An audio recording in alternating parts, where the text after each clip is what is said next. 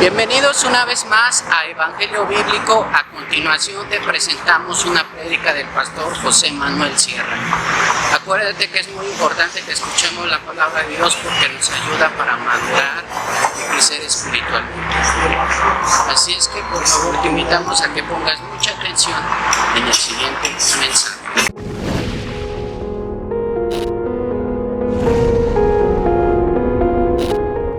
Hermanos, ¿se han dado cuenta de que no hay ninguna estatua de Dios? Nadie se ha atrevido a hacer nunca una imagen, una estatua de Dios.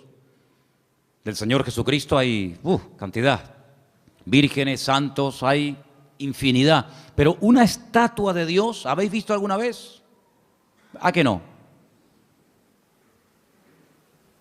Cada uno tiene una idea muy particular de cómo puede ser Dios, aunque si somos realistas, Dios no tiene forma. Dios no tiene forma, no tiene medida, no tiene peso. Dice la Biblia, Dios es espíritu. No tiene un cuerpo con brazos, con ojos, con espalda, con pies. Puede estar en todas partes al mismo tiempo. Le decía el Señor al rey David, que tanto anhelaba construirle un templo, una casa al Señor: ¿qué casa me vais a hacer a mí? Si el cielo es mi trono y en la tierra es el estrado de mis pies, ¿qué casa le vais a hacer a Dios, verdad? Pero independientemente de cómo cada uno se pueda imaginar al Señor, a Dios, lo importante es saber si lo que pensamos de Dios es correcto. ¿Qué concepto tenemos de Dios? Ya sabemos que no tiene forma, que no tiene medida, que no tiene peso, pero ¿cómo es Él? Porque según el concepto que tú tengas de Él, así tú vas a vivir. Hay gente que vive una vida cristiana muy light, sin compromiso, sin santidad, sin orden, porque ese es el concepto que tienen de Dios. Si tuvieran otro concepto más elevado de Dios, no podrían vivir así, imposible. Incluso hasta la forma como oramos. Fíjate cómo ora la gente. A veces escuchar a la gente cómo ora manifiestan el concepto que tienen de Dios, incluso hasta su nivel de madurez. No digo por utilizar más o menos palabras bonitas, por hacer oraciones más largas o más cortas, no, sino la forma como oran, la forma como piden a Dios, la forma como se acercan a Dios. ¿Qué concepto tenemos de Dios? Yo quisiera empezar el mensaje de esta tarde leyendo 2 versículos, después vamos a leer más, pero vamos a comparar 2 versículos, ¿sí? El primero se encuentra en el libro de Deuteronomio, capítulo 1, Deuteronomio capítulo 1, y el otro se encuentra en el Salmo 106, versículo 8. Repito, Deuteronomio 1, 26 y Salmo 106, versículo 8.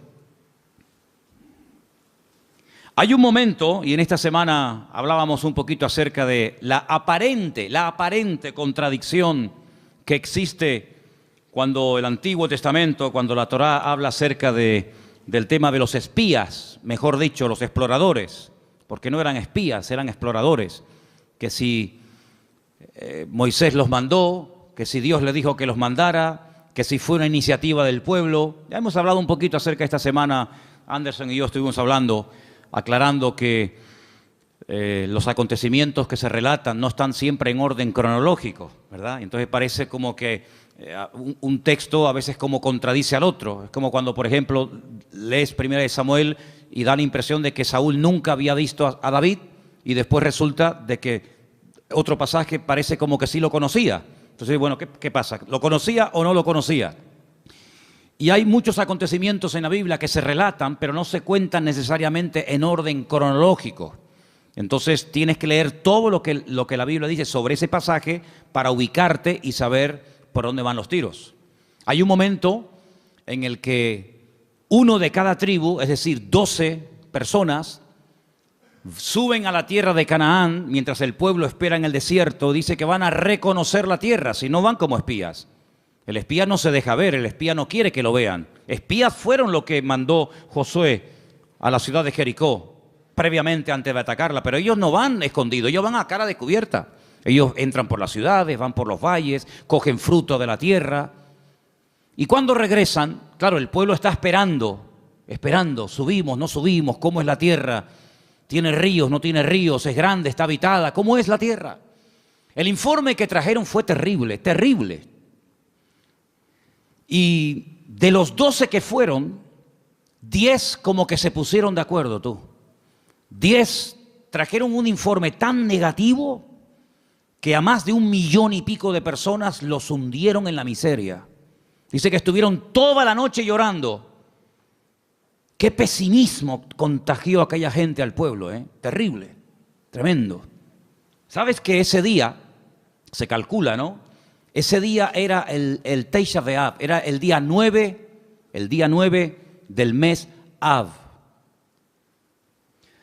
A veces coincide en agosto, a veces coincide ese mes, ese día en julio, depende. Y las peores desgracias, todas las desgracias, las peores catástrofes que le han ocurrido al pueblo de Israel, todas han ocurrido el día Tisha B'Av, el día 9 del mes Av, todas. La destrucción del primer templo, 9 de Av, la destrucción del segundo templo, 9 de Av, la expulsión por parte de los reyes católicos del pueblo de Israel de España, 9 de Av, la firma de la eliminación total y absoluta de los judíos en Europa a través del régimen del Tercer Reich nazi, el día 9 de Av, etcétera, etcétera, etcétera. Y es que ese día marcaron su destino, lloraron sin causa y a lo largo de la historia el Señor les daría motivos para que lloraran con razón. El día 9 de Av. Por eso es un día triste, es un día en el que se esperan siempre todos los años en Israel que pueda ocurrir cualquier cosa. Y fíjense en el capítulo 1 del libro de Deuteronomio, a partir del versículo 26, cuando esta gente regresa, después de haber estado 40 días reconociendo el país, leemos. Sin embargo, no quisisteis subir, dice Moisés, no quisisteis subir. Antes fuisteis rebeldes al mandato del Señor vuestro Dios. Fíjate, no dice no quisisteis entrar, no, que lo podía haber dicho. Dice, no quisisteis subir. Había que subir de nivel espiritual para poder tomar posesión de la tierra del Señor. No quisisteis subir, no quisisteis madurar. Os habíais estancado, os habíais quedado acomodados a la vida del desierto. Y ahora hay que subir, amigo. Y no solamente en el sentido físico, sino también en el nivel espiritual, para tomar posesión y para alcanzar ciertas y determinadas alturas espirituales, uno tiene que subir, uno tiene que crecer. Y si no subes y si no creces, te pierdes la bendición. Y dice la Biblia que no quisieron subir. Pero no solamente no quisieron subir, sino que en el versículo 27 dice, y murmurasteis en vuestras tiendas. No es que se negaron a decir, no queremos subir, aquí nos quedamos, sino que en las tiendas donde ellos vivían en el desierto, tuvieron toda la noche murmurando, hablando mal, quejándose, lamentándose. Y fíjate lo que llegaron a decir, cómo el Señor esas conversaciones, cómo el Señor escuchó e hizo que en su palabra quedara registrado parte de lo que murmuraban en las tiendas de campaña durante la noche. Mira lo que decían. El Señor nos aborrece. ¿Cómo? Porque el Señor nos aborrece, nos ha sacado de la tierra de Egipto para entregarnos en manos del amorreo para destruirnos. Mire, hermano, si Dios hubiera querido destruir a esta gente, no hacía falta sacarlos de Egipto. No hacía falta sacar a todo el pueblo de la esclavitud en Egipto, llevarlos por el desierto y subirlos a la tierra prometida, a la tierra que fluye leche y miel para destruirlo. En el mismo Egipto podían haber sido aniquilados. Pero fíjate el concepto que ellos tienen de Dios. Y claro, según el concepto, según lo que ellos piensan de Dios, así hablan. De la abundancia del corazón, dice la Biblia, habla la boca. Como Dios nos aborrece, nos sacó de Egipto. ¿Así? Es decir, que Dios te sacó de Egipto porque te aborrece. ¿Eso es lo que tú crees? Y entonces, como nos aborrece, como nos odia, lo que quiere es ahora meternos en la tierra prometida, la tierra de Canaán, para que los habitantes de ese país, sobre todo los amorreos, nos destruyan y acaben con nosotros y con nuestras familias y con nuestros hijos y con nuestra vida. Y lo decían tan tranquilos y se quedaban tan panchos. Todos sabemos que esa noche, como acabo de decir, sellaron su destino y Dios dijo, ahora sí que no van a entrar, amigo. Ahora sí que no van a entrar. Van a entrar aquellos que dijisteis que no entrarían, que eran vuestros hijos. Es decir, la generación adulta que salió de Egipto no entró en la tierra prometida. Dios levantó una nueva generación sin esos prejuicios, sin esas ideas equivocadas y distorsionadas de Dios, y esos fueron los que entraron, y estos que hablaron mal, y estos que murmuraron, todos cayeron en el desierto, uno detrás de otro, excepto aquellos que hablaron bien, Josué y Caleb. Ellos dos sobrevivieron, con más de 80 años, ambos entraron a la tierra prometida, la vieron, la disfrutaron, la habitaron y la conquistaron. Y posteriormente la repartieron, solamente ellos. Fíjate la cantidad de cosas que se puede uno perder y la cantidad de puertas en el mundo espiritual que uno puede cerrar simplemente, digo simplemente entre comillas, por hablar mal. Perdieron la oportunidad de su vida. Pudieron haber entrado hacía 40 años, pero por la forma como hablaron, Dios dijo sí. Muy bien, se acabó.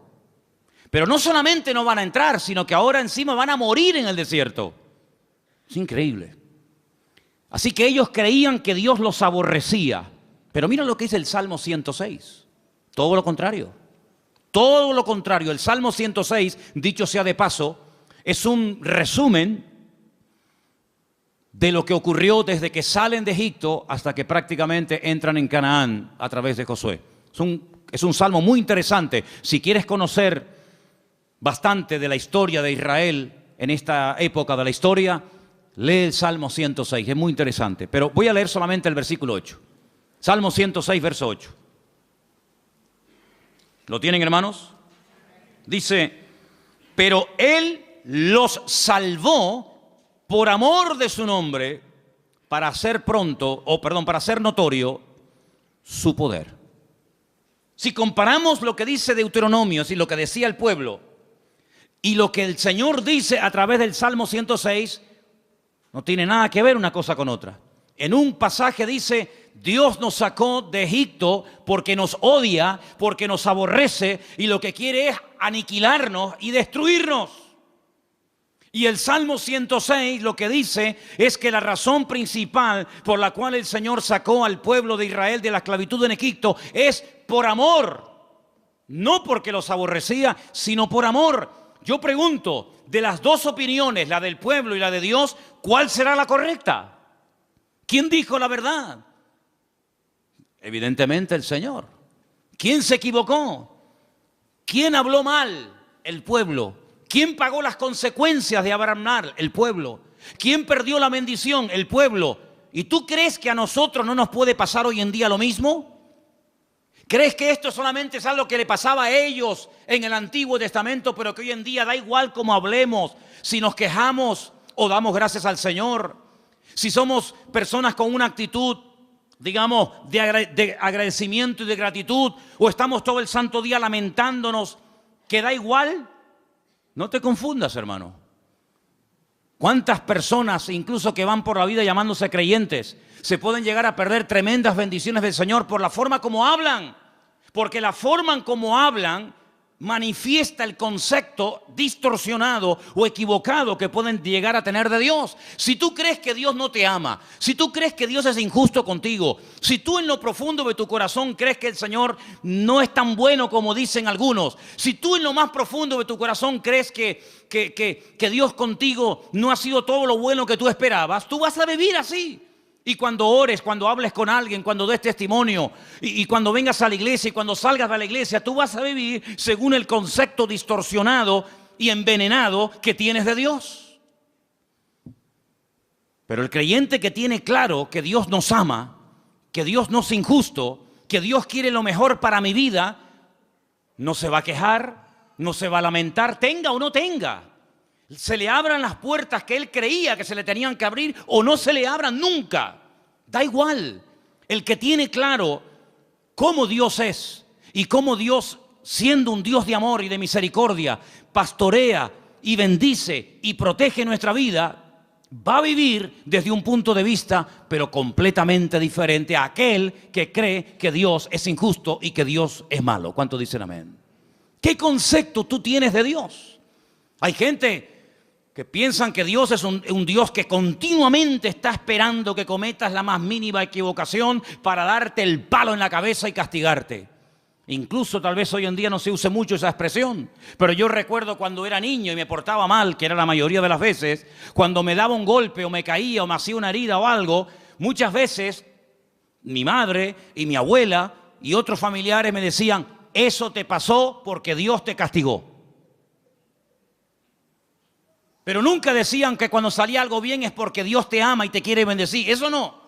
Pero cuando te pasaba algo malo, Dios te castigó. Y si no, pórtate bien y ya verás cómo no te hubiera pasado. Porque es el concepto que mucha gente tiene de Dios. Que Dios está con el garrote en la mano esperando que cometas la más mínima equivocación para castigarte. Porque tienen el concepto de un Dios castigador. De un Dios vengativo. De un Dios que no pasa ni una. De un Dios que aquí te pillo y aquí te mato. Y así viven.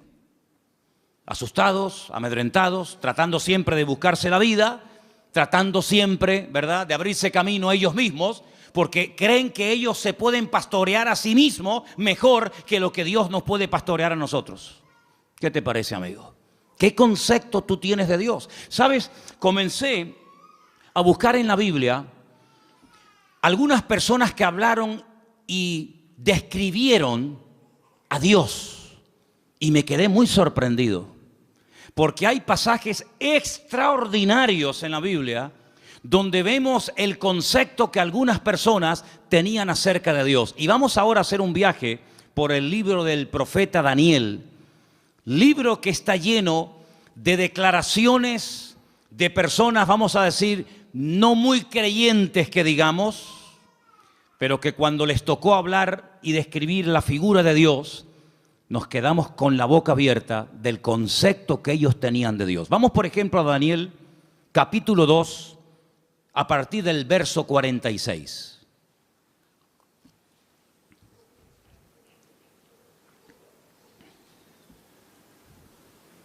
Hermano Jorge, le van a faltar brazos. ¿No será más cómodo ponerse unas gafas? ¿Eh? El capítulo 2 del libro del profeta Daniel es un capítulo muy interesante, porque hay un rey llamado Nabucodonosor. ¿Serías capaz de pronunciar ese nombre? Ah, qué bien, está bien. A mí me costó una barbaridad aprendérmelo, pero bueno, ustedes... Nabucodonosor, ok. Tiene un sueño, pero resulta que por lo visto se le olvidó. Pero el sueño lo marcó de tal manera que al día siguiente... él reúne a sus magos, sátrapas, astrólogos, adivinos, etc. Y les dice: anoche tuve un sueño que me perturbó, me robó la paz. Y quiero que ustedes me digan qué significa ese sueño, que me lo interpreten. Y claro, todos los que estaban allí le dijeron: sí, oh rey, dinos, cuéntanos el sueño y nosotros te diremos lo que significa. Y le dice el rey: es que lo he olvidado. No me acuerdo lo que soñé. Así que lo que quiero es que me digan lo que soñé y a continuación me interpreten el sueño. Y si no me lo hacen, los condeno a muerte. Convertiré vuestra casa en un estercolero, en un muladar. Descuartizaré a vuestros hijos. Y claro, aquello causó un caos en el palacio tremendo, porque incluso algunos le llegaron a decir: pero es que nunca, jamás se ha oído de un rey que pida que se le cuente el sueño que ha soñado y encima la interpretación. Y no había forma. Sin embargo, la Biblia dice que Daniel, junto con sus amigos, oraron y le pidieron al Señor que les mostrara qué sueño había tenido este hombre y qué significaba. Y efectivamente, el Señor, dice la Biblia, que le reveló a Daniel lo que el rey Nabucodonosor había soñado y lo que significaba.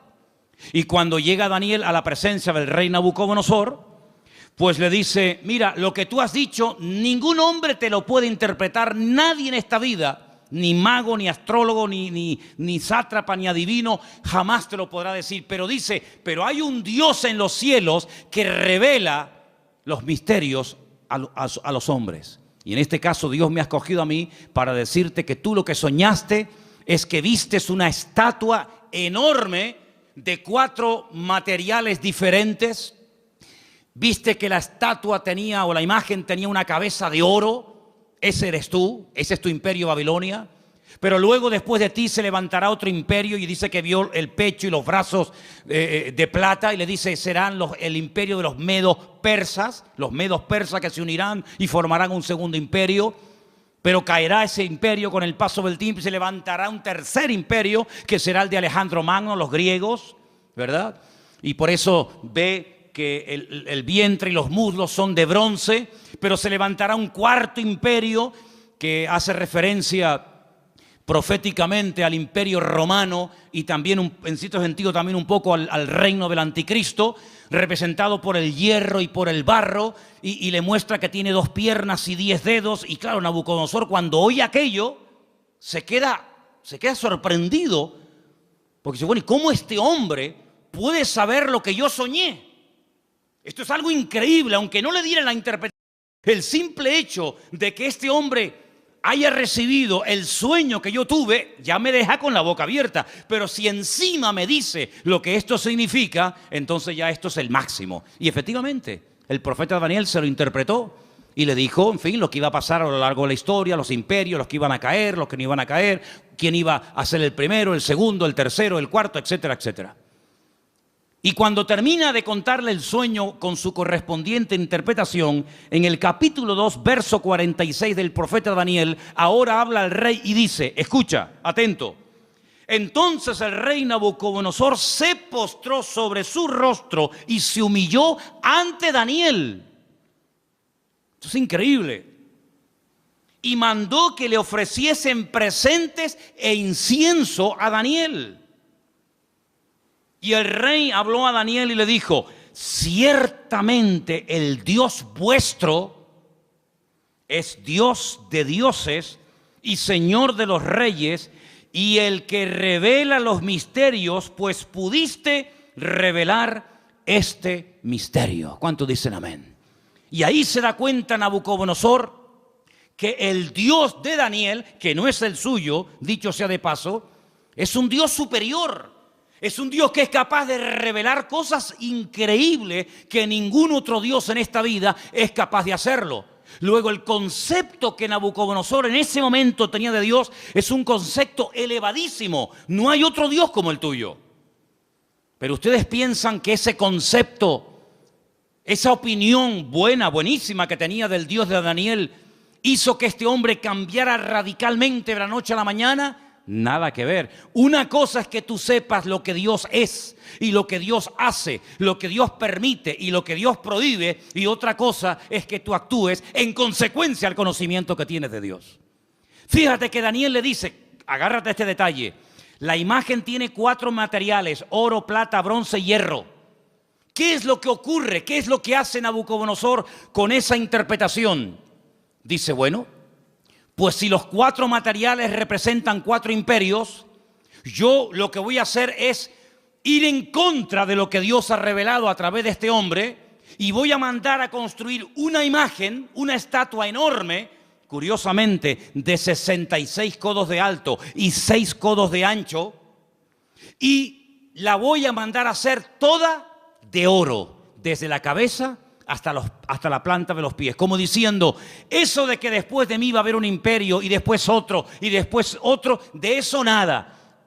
La voy a hacer toda de oro, como diciendo, aquí el único imperio del cual se va a hablar y va a perdurar en el tiempo y en el espacio va a ser el reino de Nabucodonosor, el reino de Babilonia, que representa al oro. Y ahora en el capítulo 3, lo que vemos es al rey Nabucodonosor, en el versículo 28, ordenándole a toda la población de su reino que se postren y adoren la imagen que él ha levantado.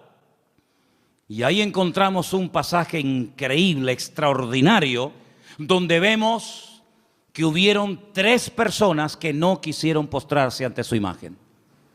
Capítulo 3, versículo del 28 en adelante, dice así la palabra.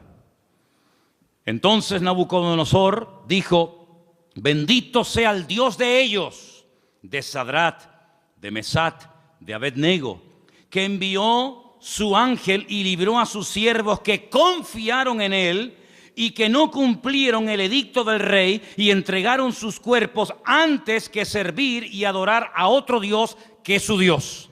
Por lo tanto, decreto que en todo pueblo, nación o lengua que dijere blasfemia contra el Dios de Sadrat, Mesach y Abednego sea descuartizado y su casa sea convertida en muladar, por cuanto no hay Dios que pueda librar como este.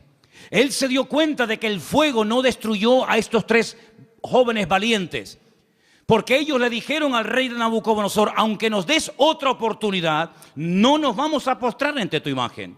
Nosotros solamente adoramos a Dios. Y si ese acto de adorar a Dios implica el que muramos hoy quemados, pues estamos dispuestos a morir quemados. ¿Y qué? Si esa es la muerte, porque yo no elegí ni el día, ni el lugar, ni la forma como nací, pero tampoco podemos elegir ni el día, ni la hora, ni la forma de nuestra muerte. Esas son cosas que escapan al ser humano. Es algo que no podemos escoger, por muy sabios o ricos o intelectuales que seamos. Por lo tanto, si la muerte que Dios ha escogido para nosotros es morir quemados, moriremos quemados, no pasa nada. ¿Creemos que Dios nos puede librar del fuego? ¿Lo creemos? ¿Y nos puede librar de tu mano? ¿Lo creemos totalmente? Pero si no nos quiere librar el Señor, sino que Él hoy quiere que muramos y hasta aquí llegó nuestra vida, tampoco nos vamos a postrar. Y dice la Biblia que fueron lanzados, amarrados dentro del horno de fuego. Lo que le sorprendió a Nabucodonosor es que no se quemaron, que no solamente había personas vivas dentro del horno, sino que había 4 personajes protegiendo el cuarto personaje a estos jóvenes. Y dice la Biblia que cuando salieron, ni el pelo de su cabeza se había quemado, ni sus ropas olían a humo. Y ante semejante milagro, ya van dos, la interpretación del sueño a través de Daniel, cómo Dios protege milagrosamente la vida de Sadrat, Mesach y Abednego, vuelve otra vez a reconocer que el Dios de esta gente es el Dios todopoderoso, un Dios superior al que Él tiene, un Dios que es capaz de proteger de la muerte segura a unas personas porque confiaron en Él. Y ya van 2. Pero amados hermanos, lo que dice Nabucodonosor de Dios es tremendo. Es un Dios que salva, es un Dios que libra, es un Dios que protege, es un Dios superior, es Dios arriba, es Dios abajo. Algo increíble el concepto que Nabucodonosor tenía de Dios, pero el concepto por sí mismo, el conocimiento por sí mismo no es suficiente. Después vamos a ver qué más hace falta. Seguimos en Daniel, capítulo 4. Este rey Nabucodonosor le da lugar a la soberbia, le da lugar al orgullo, a la arrogancia, paseándose por Babilonia, que era una joya en aquellos tiempos. Comienza a presumir de su ciudad, de sus jardines, de sus conquistas, de sus palacios. Y la Biblia nos enseña que este hombre entra en un periodo de locura totalmente. Pierde el sentido. Y la palabra de Dios dice que lo arrojan al monte. Vamos a leer en el versículo 33. En aquella hora se cumplió la palabra sobre Nabucodonosor. Fue echado de entre los hombres y comía hierba como los bueyes. Su cuerpo se mojaba con el rocío del cielo, y hasta que su pelo creció como plumas de águila y sus uñas como las de las aves. Mas al fin del tiempo yo, Nabucodonosor, alcé mis ojos al cielo y mi razón me fue devuelta y bendije al Altísimo y alabé y glorifiqué al que vive para siempre, cuyo dominio es sempiterno y su reino por todas las edades. Todos los habitantes de la tierra son considerados como nada, y Él hace según su voluntad en el ejército del cielo y en los habitantes de la tierra, y no hay quien detenga su mano y que alguien le diga: ¿qué haces? En este mismo tiempo mi razón me fue devuelta, y la majestad de mi reino, mi dignidad, mi grandeza volvieron a mí. y mis gobernadores y mis consejeros me buscaron y fui restablecido en mi reino y mayor grandeza me fue añadida. Ahora yo, Nabucodonosor, alabo, engrandezco y glorifico al Dios del cielo, porque todas sus obras son verdaderas y sus caminos justos, y Él puede humillar a los que andan con soberbia. ¿Cuántos dicen amén? Si las palabras que Nabucodonosor habla de Dios, luego sus acciones son otra cosa. Lo que hace es otra cosa diferente. Pero cuando habla de Dios, son maravillas. Son cosas tremendas, preciosas. Lo alaba, lo bendice, lo glorifica, lo levanta en alto, lo reconoce. Y parece como que ya Nabucodonosor ha cambiado y tiene claras las ideas, pero ni aún así, hermanos, ni aún así. Pero lo que estamos hablando en esta tarde es el concepto que tenía Nabucodonosor de Dios. Pero en el libro de Daniel aparecen otros reyes. Por ejemplo, hay un rey que es el rey Darío, el rey Ciro, que también aparece. Y en el capítulo 6, hay un momento en el que la envidia es tremenda, sobre todo contra Daniel, y lo quieren matar. Pero leí esta mañana algo que me llamó tanto la atención, porque dice que trataban de buscar algo en lo cual pillarlo en un fallo y decir, mira, pero no había manera. Quiero leerles en el capítulo 6, verso 4. Entonces los gobernadores y sátrapas buscaban ocasión para acusar a Daniel en lo relacionado al reino, mas no podían hallar ocasión alguna o falta, porque él era fiel y ningún vicio ni falta fue hallado en él. Me llamó la atención la palabra vicio. Daniel no tenía vicios. Dice, no podemos acusarlo de nada. No hay forma no hay forma.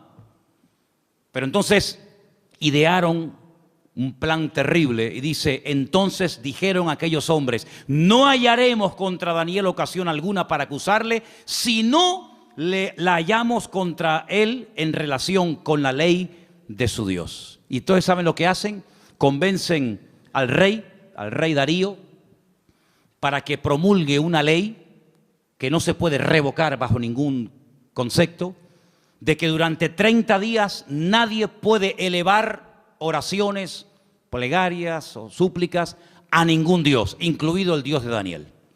Nadie puede orar durante 30 días. Era la única forma de que podían decir, mira, hay un hombre en tu reino que ha quebrantado la ley. Porque nosotros como creyentes, y creo que lo tenemos claro, tenemos que cumplir las leyes de los países donde vivamos siempre y cuando no vayan en contra de la palabra de Dios. ¿Cuántos dicen amén? No es que por ser cristianos estamos exentos del cumplimiento de la ley, ni mucho menos, al contrario.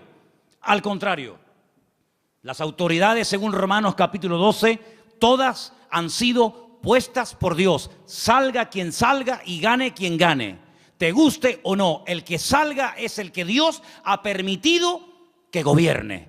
Pero no importa. A veces Dios levanta un faraón y a veces lo tumba. A veces Dios levanta un Nabucodonosor y lo quita. Y mañana levanta un Darío y pasado un Ciro y mañana...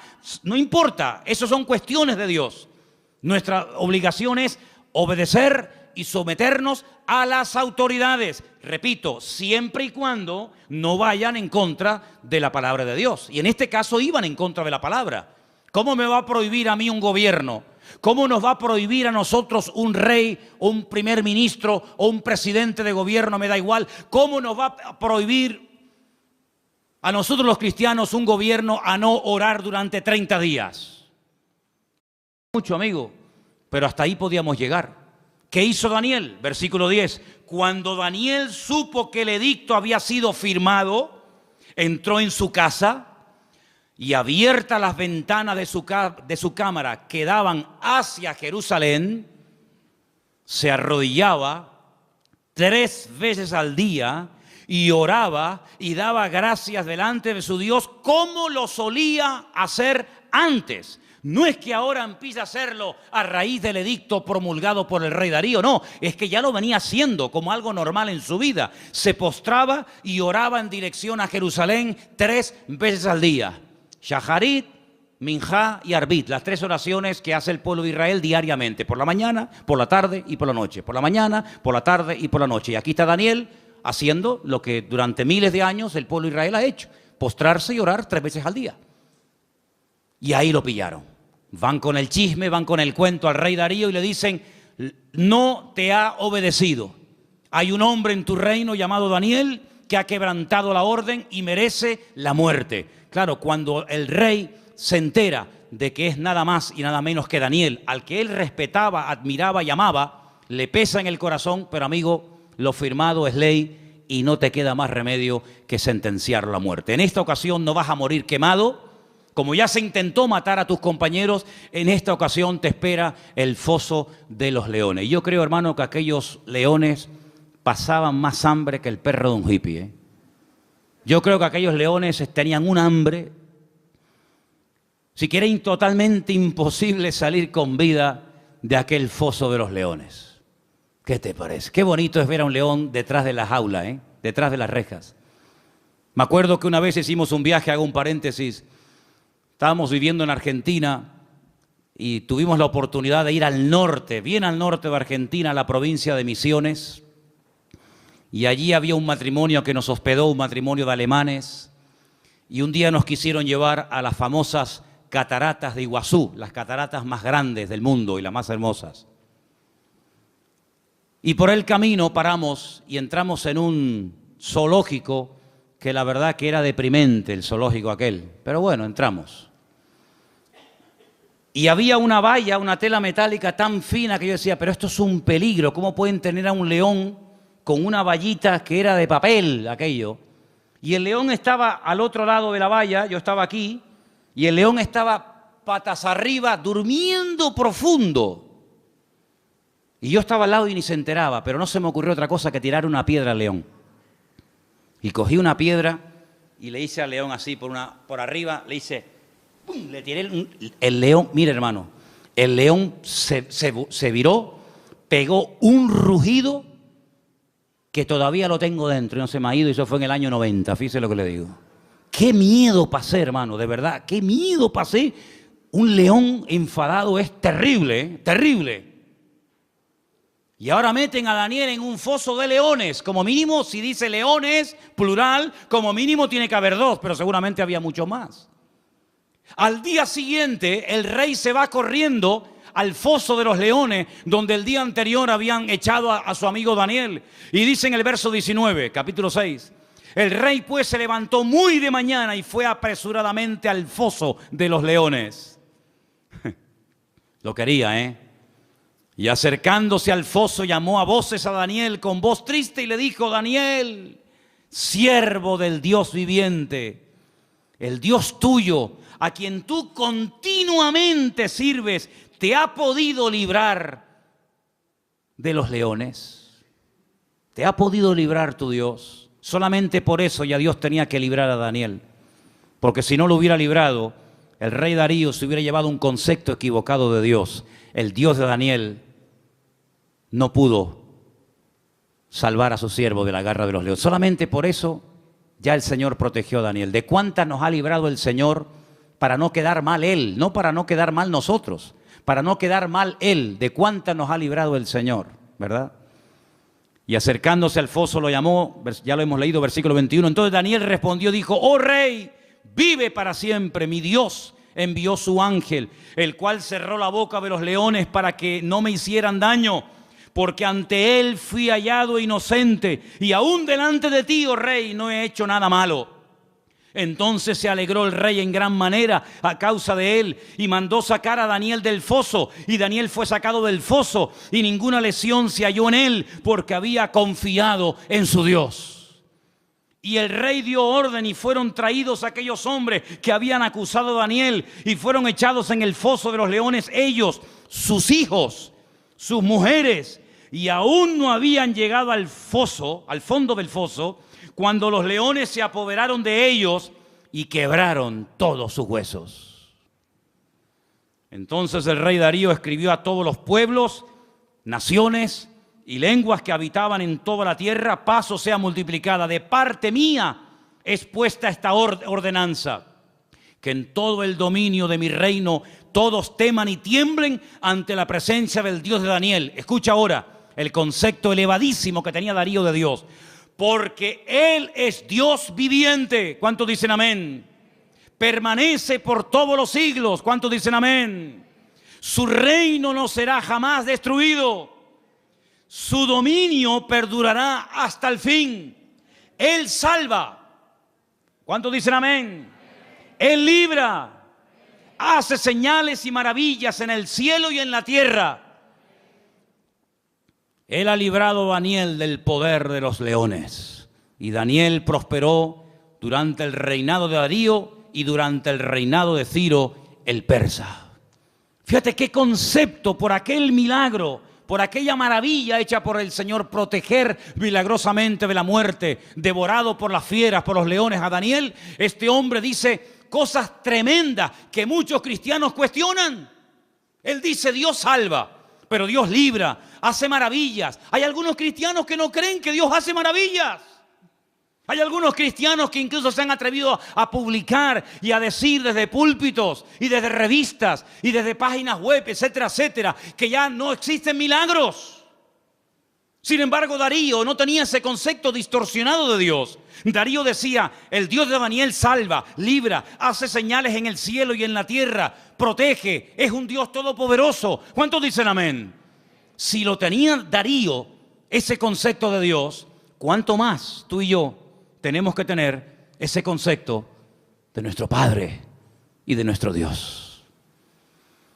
Todos estos pasajes que estamos viendo nos están descubriendo cómo es Dios a través de la óptica de, vamos a decir, de inconversos. Personas que eran impactadas, personas que quedaban con la boca abierta ante semejantes maravillas. Pero hay un pasaje que encontré en el Nuevo Testamento, en el libro de los Hechos, que para mí es una de las mejores descripciones de Dios de toda la Biblia. Está en el libro de los Hechos, el capítulo 17. Y es concretamente una parte del mensaje profundo que el apóstol Pablo dio cuando se encontraba de visita en Grecia, concretamente en la ciudad de Atenas.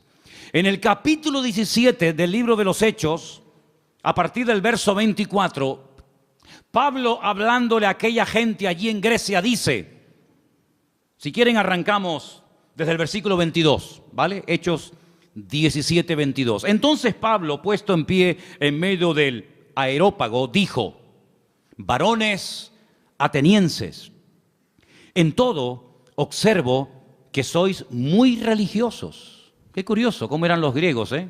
Eran religiosos, eran hedonistas, deportistas, un culto al cuerpo tremendo. Es una sociedad muy, muy parecida a la que vivimos nosotros hoy en día, ¿verdad? No eran ateos, eran muy religiosos. Dice, porque pasando y mirando vuestros santuarios, hallé también un altar en el cual estaba esta inscripción: al Dios no conocido. Tenían un altar donde no había ningún Dios, pero habían puesto una inscripción, una placa que decía esto: al Dios no conocido, al que vosotros adoráis sin conocerle. Y ese es el Dios que yo vengo a anunciar. Y Pablo dice, verso 24, escucha ahora: el Dios que hizo el mundo y todas las cosas que en él hay. ¿Puedes decir amén a esto? Es un Dios creador, el que creó el mundo. Es decir, no se creó solo.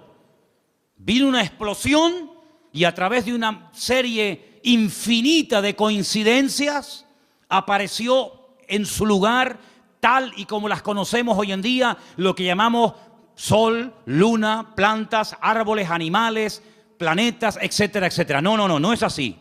Es el Dios creador que ha puesto todo en su sitio, que le ha dado color, forma y diseño.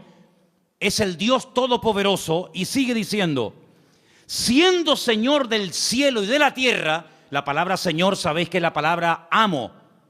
Siendo el dueño, el propietario de lo que hay arriba y abajo, no habita en templos hechos por manos humanas. Solamente de este versículo hay tanta enseñanza, tanta profundidad de conceptos que podríamos echarnos horas.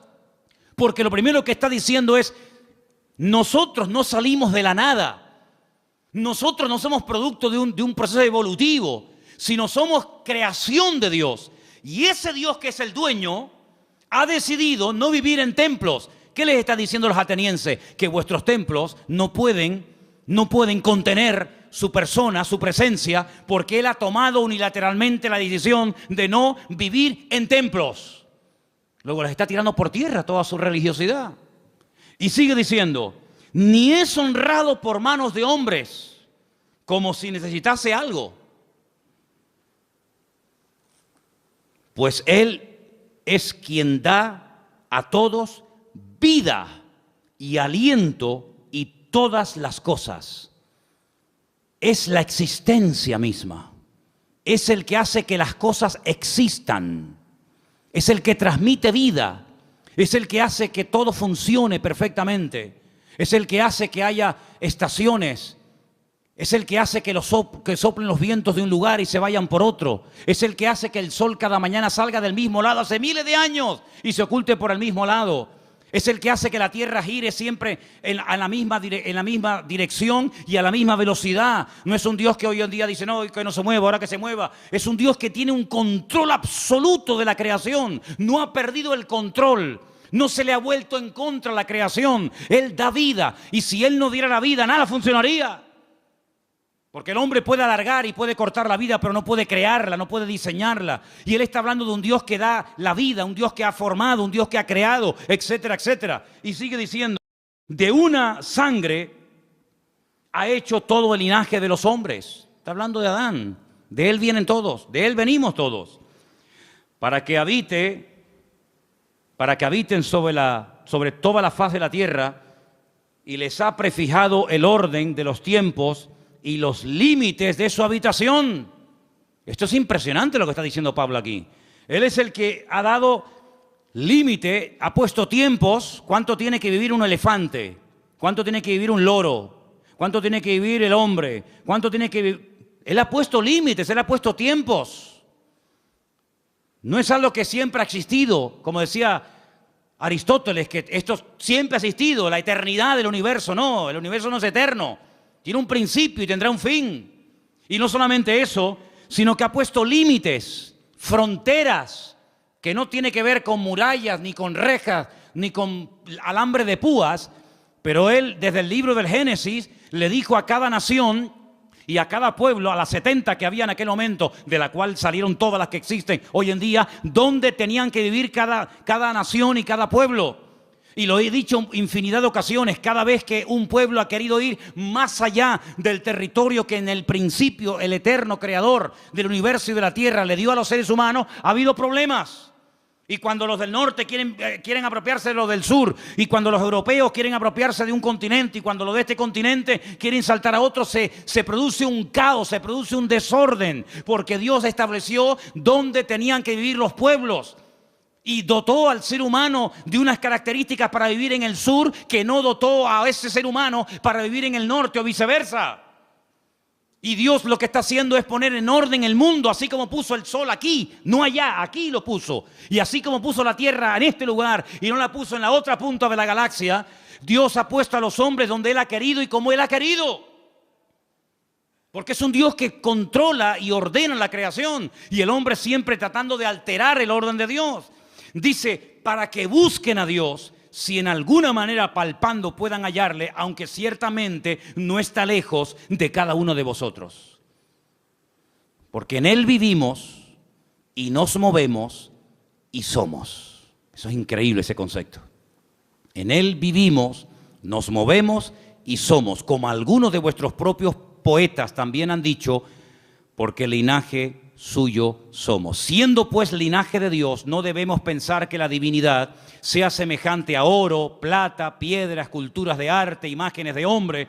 Pero Dios, escucha, Dios, habiendo pasado por alto los tiempos de esta ignorancia, ahora manda a todos los hombres en todo lugar que se arrepientan. A todos, absolutamente a todos.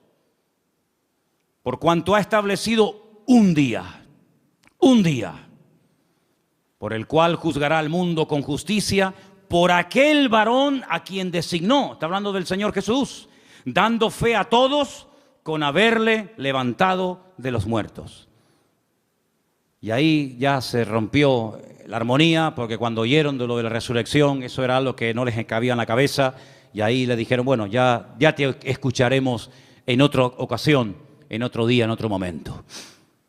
El concepto que Pablo tenía de Dios era un concepto no distorsionado, no equivocado ni envenenado, sino era un concepto correcto y exacto.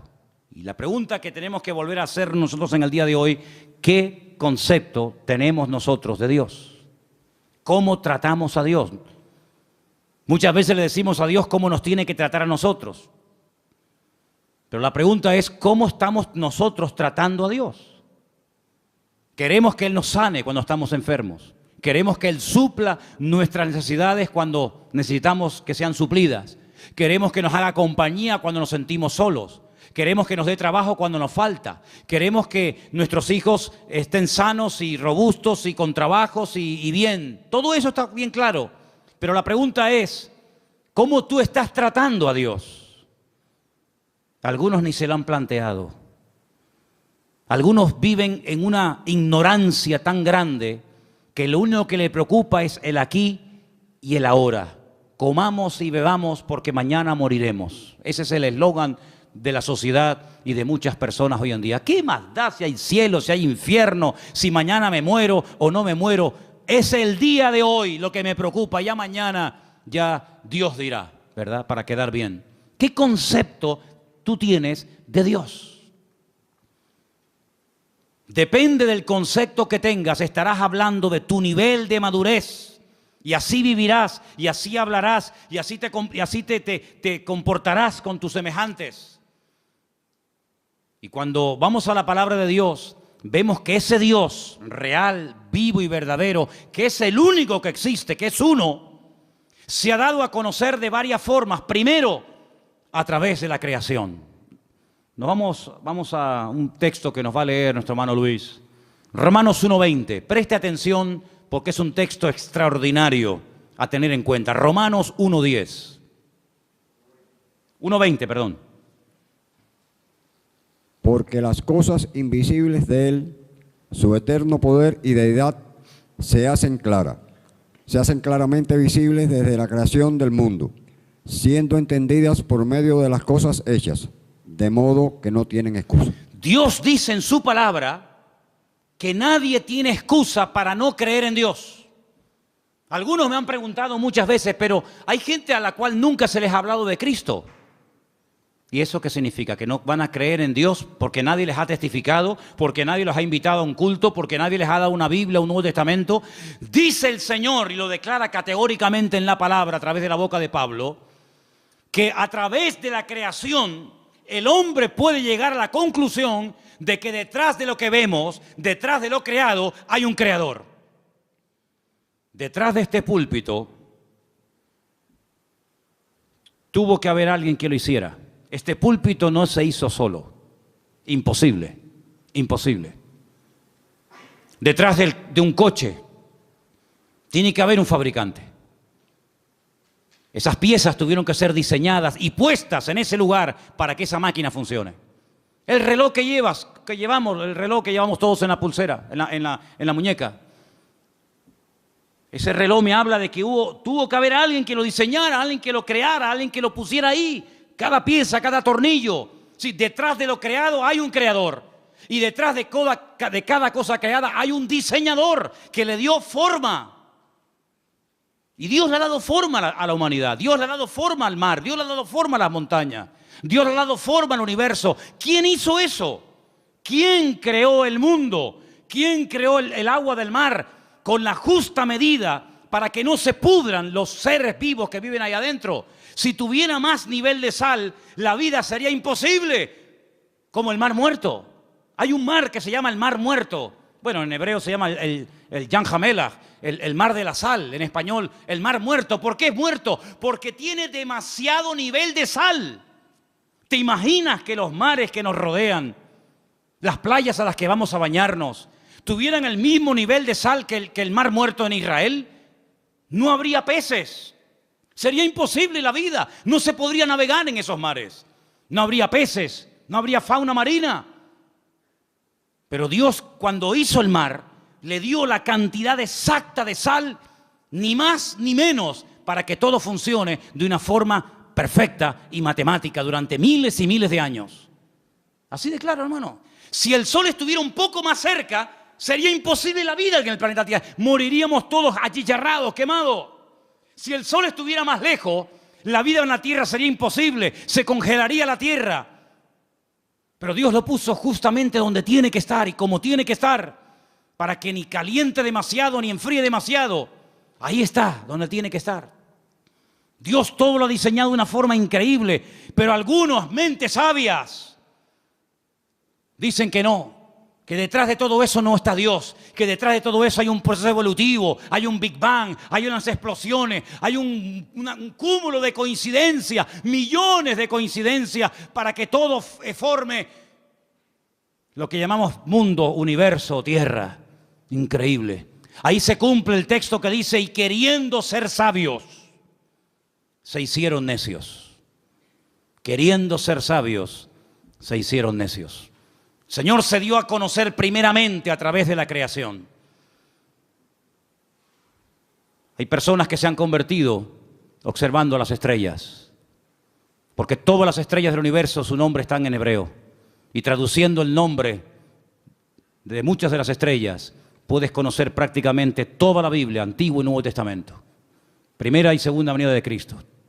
Ya sé que no es un método que hoy en día utiliza el Señor, pero hubo durante muchas generaciones y siglos, un sistema que le permitía al hombre leer, descifrar el mensaje de Dios en las estrellas. De ahí que el diablo después se levantara y creara o inventara la famosa astrología, tratando de manipular el universo, ¿verdad? Y tratando de decirle al hombre que esta estrella o aquella o la otra ejercía una influencia mejor o mayor o positiva o negativa sobre el carácter, la personalidad de la gente. Y de ahí viene todo el sistema de horóscopos y toda esa historia. Pero hubo un momento en la historia en el que los hombres sabían interpretar y leer las estrellas.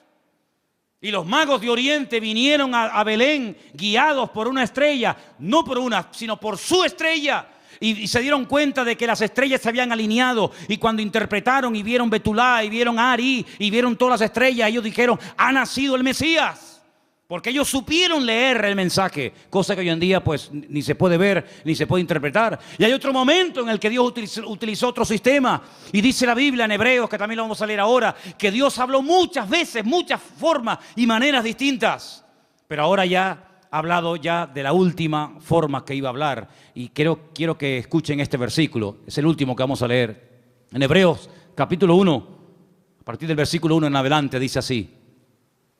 Dios, habiendo hablado muchas veces y de muchas maneras en otro tiempo a los padres por los profetas, en esos postreros días nos ha hablado por el Hijo, a quien constituyó heredero de todo, y por quien asimismo hizo el universo, el cual, siendo el resplandor de su gloria y la imagen misma de su sustancia, y quien sustenta todas las cosas con la palabra de su poder, habiendo efectuado la purificación de nuestros pecados por medio de sí mismo, se sentó a la diestra de la majestad en las alturas, hecho tanto superior a los ángeles, cuando heredó más excelente nombre que ellos. Si Dios habló muchas veces y de muchas formas diferentes, dice en el pasado, dice, pero en los últimos tiempos Dios decidió hablar ya contundente y claramente, y lo hizo a través del Señor Jesús, a través de su amado Hijo.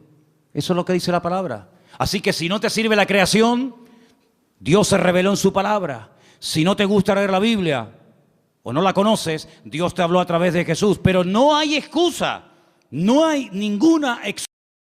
Dios no va a decir, ¿y qué hacemos con este al cual nadie le predicó? Todo el mundo tendrá su oportunidad de una manera u otra. Eso no nos exime de la responsabilidad de predicar el Evangelio, evidentemente. Pero les puedo asegurar, amados hermanos, que el Señor no ha dejado su persona sin testimonio. Él ha dado testimonio de su existencia. Él ha dado testimonio de su poder. Él ha dado testimonio de que esto no es producto de la casualidad, sino es producto de la mano poderosa de Dios. ¿Cuántos dicen amén? Y para más, Inri, si quieres creer en Dios, mírate a ti mismo. Mírate tú, porque viéndote a ti, no me queda más remedio que creer en Dios. Alguien le dijo una vez a una persona, demuéstrame que Dios existe. Dice, mírate a ti mismo. Viéndote a ti, tengo que reconocer que Dios tiene que existir. Porque ¿de dónde saliste tú? No, de mis padres, y los tuyos, y tus padres, y de los suyos, y ellos. Y cuando seguimos hacia atrás, llegamos a un momento en el que nos damos cuenta de que la humanidad no es algo eterno, que siempre ha existido de eternidad a eternidad, sino que hubo un punto de partida, hubo un primer habitante, como habrá un último. Y de generación en generación, el hombre mirando hacia sí mismo puede ver el diseño perfecto de su cuerpo, cómo todo funciona con una armonía extraordinaria. Y todo eso nos habla de un diseñador, de un creador y de un Dios todopoderoso. Ahora, el que no quiere creer, ni viendo milagros va a creer. Ni viendo milagros va a creer, porque los milagros no se hacen para que la gente crea, sino que se hacen como evidencia de la manifestación del poder de Dios. Y quiero solamente recordarles que la lectura que se leyó esta tarde estaba basada en el libro de Esdras, ¿verdad? Capítulo 9. Cuando ellos vuelven del cautiverio en Babilonia, gracias al Señor, después de 70 años, llegan a Babilonia, llegan a Jerusalén, con la intención de hoy empezar de cero, reconstruir la ciudad, inaugurar otra vez el templo, y bueno, hacer las cosas ahora bien. Y le llega la noticia al sacerdote Esdras y le dicen, tenemos que comentarte algo, aquí hay un problema muy grave y muy serio. A ver qué pasa. Resulta que los que han venido del cautiverio, muchos se casaron con mujeres inconversas, con paganas, con idólatras, y cuando han llegado aquí, se han unido a las mujeres del país y se han mezclado. Cuando oye esto, Esdras dice que se arrancó los pelos de la barba, se arrancó los pelos de la cabeza, se rasgó las vestiduras, se cubrió de polvo y ceniza, se tiró al suelo, empezó a suplicar misericordia y clemencia y piedad del Señor, porque dijo, otra vez, ¿qué creéis que este momento, este alivio momentáneo que el Señor nos ha dado, este pequeño remanente que somos en el día de hoy, es porque somos buenos y nos lo hemos merecido? No, ha sido por la misericordia del Señor. Pero ¿cómo volvéis otra vez a hacer lo mismo que hacíamos hace 70 años? Desobedecer al Señor. Es decir, el concepto que Esdras tenía de Dios era muy claro. Él sabía que el pecado trae consecuencias. El pecado se perdona siempre que hay arrepentimiento, siempre, no te quepa la menor duda. Pero en algunas ocasiones, no todas, pero en algunas ocasiones el pecado, la desobediencia, el desorden trae consecuencias a corto y a largo plazo. Y este hombre se pone a orar, todo el capítulo 9, léanlo, es una maravilla. Todo el capítulo 9 de Esdras es una oración enorme, donde este hombre dice, no habéis aprendido del pasado. Volvéis otra vez a cometer lo mismo que hace 70 años atrás. ¿No os dais cuenta que esta fue una de las causas por las cuales fuimos atacados y destruidos y humillados? ¿No os dais cuenta del precio elevadísimo que se tuvo que pagar por haber desobedecido al Señor? Volvéis otra vez a las andadas. Pero ¿saben qué, hermanos? Somos así. ¿Cuántos vuelven al vómito otra vez? ¿Cuántos están un tiempo tranquilos, libres, en paz, bendecidos, y cuando te das cuenta, otra vez volvió a las andadas? Como el pueblo de Israel, exactamente igual, al que muchos lo critican y lo cuestionan, pero el corazón del ser humano es el mismo. Da igual si es judío, si es gentil, si es americano, si es europeo, da igual. No terminamos de aprender, no terminamos de interiorizar la gran verdad de que Dios es un Dios santo. Y Dios lo que ha hecho y diseñado con el tema del pecado es algo que al que no tiene un concepto claro de Dios, medio que lo confunde. Y os voy a explicar muy rápidamente esto. Como no la consecuencia, sino la sentencia sobre el pecado no es inmediata. El hombre cree que como yo he pecado, he desobedecido, no he hecho la voluntad de Dios y aparentemente no me ha pasado nada, pues eso quiere decir de que lo puedo volver a hacer. Pero es que Dios lo ha diseñado así.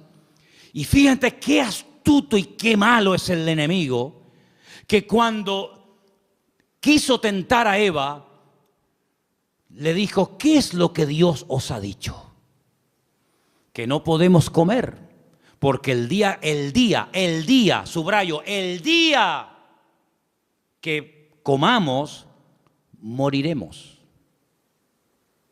Satanás le dijo, no morirás. Ella comió y no murió. Y como que Satanás se le quedó mirando y le dijo, yo te lo dije, ¿te has muerto? Tócate. Estás viva, no has muerto. Dios te engañó. Ella no entendía lo que era morir. Es el primer pasaje de la Biblia donde te das cuenta que un concepto equivocado y distorsionado de la persona de Dios te hace creer mentiras, y las mentiras te esclavizan y te condicionan la vida. Ahí puedes ver que el hombre es mucho más que un cuerpo. Es espíritu, es alma y es cuerpo. Sin embargo, cuando su marido come, se esconde de Dios, le da vergüenza hablar con Dios, y Dios lo confronta y le dice, ¿dónde estás? Como diciendo, ¿qué has hecho? ¿Qué te ha pasado? Él creía en Dios. Adán no se convirtió de creyente en ateo así en segundos. Él seguía siendo creyente, pero el concepto de Dios, el pecado lo distorsionó. Él creía en Dios, pero creía que podía esconderse de Dios y meterse en un lugar donde Dios no podía encontrarlo. Y el otro día hablamos acerca de dónde vamos a huir para escondernos de la presencia de Dios. ¿A dónde nos podemos esconder? Creía en Dios, pero estás creyendo equivocadamente. El día que vieron el cuerpo inerte y sangrando y que no se movía de su hijo Abel, ese día ella entendió que la muerte, cuando uno peca, tiene dos puntos principales: la espiritual y la física. El día que comiste del árbol prohibido, moriste espiritualmente hablando.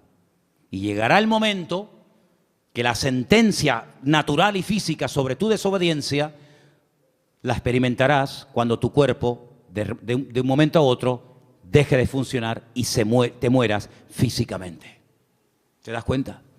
Cuando el apóstol Pablo le escribe a los efesios, les dice, vosotros estabais muertos, no físicamente, sino en vuestros delitos y en vuestros pecados, y Él os dio vida juntamente con Cristo. Luego, un concepto distorsionado de Dios nos puede llegar a interiorizar la falsa idea de que yo peco, yo desobedezco, yo hago lo que me da la gana y no pasa nada. Eso es lo que tú te crees, porque la soberbia del hombre lo ciega, el orgullo del hombre lo embota.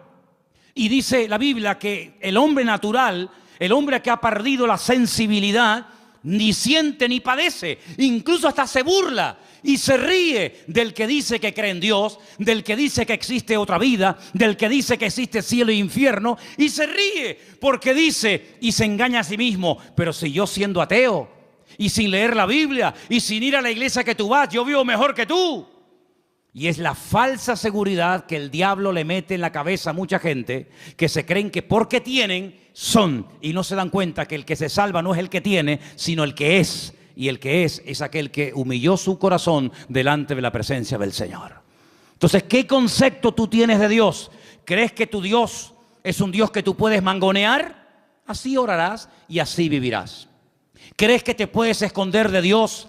Porque como no lo sabe tu mujer, como no lo sabe tu padre lo que has hecho, ¿crees que también Dios no se ha enterado? Pues así vivirás, así te moverás y así actuarás. Pero si tú tienes un concepto como el que Esdras tenía, como el que Daniel tenía, como el que Pablo tenía y los hombres de Dios tuvieron, que Dios es un Dios que ve, Dios es un Dios que conoce, Dios es un Dios que está permanentemente a nuestro lado, ya te vas a cuidar tú mucho, amigo, de hacer cosas que le desagradan al Señor, porque aunque no te vea ni te observe nadie, tú sabes que los ojos del eterno Dios te van a ver a donde quiera que vayas, sea de noche o sea de día. ¿Cuántos dicen amén? ¿Qué concepto tienes de Dios? Lee la Biblia, y leyendo la Biblia vas a encontrar que Dios es un Dios vivo, es un Dios que sana, es un Dios que libera, Y es un Dios vivo con el cual tú tienes que tener relación, porque dejé para el final, creo que lo más importante. Dios se ha revelado en la creación, Dios se ha revelado en su palabra y Dios se ha revelado a través de la persona de Cristo. Nosotros, los seres humanos, cosa que para algunos es una cosa impensable o de locos, el ser humano puede llegar a tener la posibilidad, si quiere, de tener una experiencia personal con Dios. Y hasta que tú no tengas una experiencia personal con Dios, tú te puedes definir como lo que quieras, pero lo que le da fuerza a tu vida es tu propia experiencia. Ya sé que hay muchas cosas de la vida que no hay que experimentar para creerlas. Yo nunca iré a la luna, creo. Pero yo creo en la luna, aunque no he tenido la experiencia de estar en ella y pisarla y tocarla. Pero con nuestro Dios, los que hemos tenido un encuentro y una experiencia con Él a través de su amado Hijo Jesús, nuestra fe es una fe a prueba de bombas, es una fe inconmovible, porque la experiencia nos da la credibilidad de saber que nuestro Dios existe y Él es todopoderoso. ¿Cuántos dicen amén? Cierra tus ojos ahí donde estás y pregúntate, ¿qué concepto tengo yo de ti, Señor? ¿Qué idea tengo yo de ti, Señor? ¿Te conozco realmente? ¿Conozco yo realmente al Señor? ¿Cómo hablo con Él? ¿Cómo vivo? ¿Cómo oro? ¿Cómo me comporto cuando me ven y cuando no me ve nadie? Y ahí donde estás, ora y habla con Él. Dile, Señor, en esta noche vengo delante de tu presencia, Dios mío.